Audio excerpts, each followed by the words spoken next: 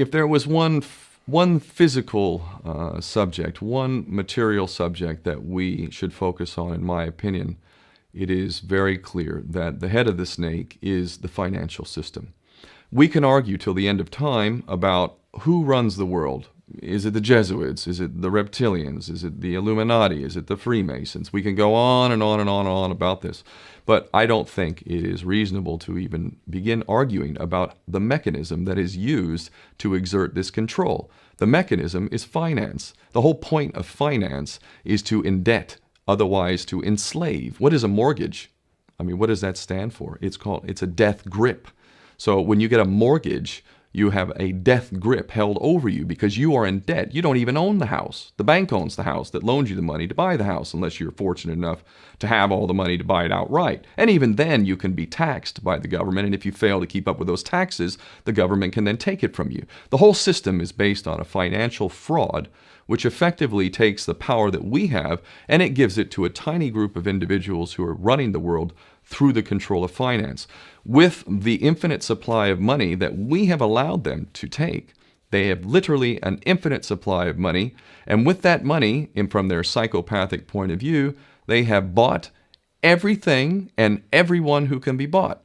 So those of us who cannot be bought, because we operate on a level that goes way beyond the material, we are not rewarded for such behavior. We are punished for such behavior. And the most slovenly, disgustingly criminal, pedophilia, corrupt moral individuals, those are the ones that are rewarded in this system, which is upside down.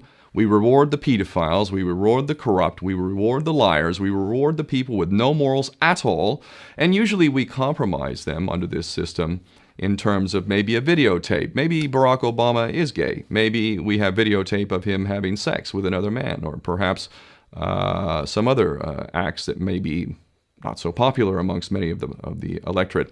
Or maybe we have videos of political leaders having sex with little boys or little girls. If I was in charge of the world and I was a psychopath and completely drunk on my own power, you can bet damn sure that's what I would do. I wouldn't allow anyone in a position of power who wasn't completely compromised. When you have an infinite supply of money, you can do this. Take that supply of money away, take that power back, put it in the hands of the people, get rid of fractional reserve banking, which is an obscenity in itself. Listen to the lessons of Jesus Christ. If you're a Christian who got really pissed off when he went to the temple and he saw what the money changers were doing, let's take back control of the issuance of money, and not just on a national level. I'm happy to see in Denmark that you have your own currency. You don't have the euro. But on every country's level, they should be issuing their own currency in a transparent, non-usury based way in which it really, truly benefits the people. And in that way, we can literally free ourselves of the banking debt which is drowning us all, and we can stop scrambling for the crumbs from the table of these filthy rich psychopaths and live in a state of abundance just by changing this one thing. And I'm not just talking about abundance for Western nations who have an artificially inflated value with their currencies. We all in the West are guilty of having that reward while the rest of the world is sucking on it. Every nation in the world can use a sensible financial policy to liberate themselves, to have world-class education, infrastructure. Everything that a healthy society would require can be had in the worst, most corrupt African country in any part of the world. We can all have that if we simply change that one thing. John F. Kennedy did that about 6 months before he was taken out. He issued United States notes as opposed to Federal Reserve notes.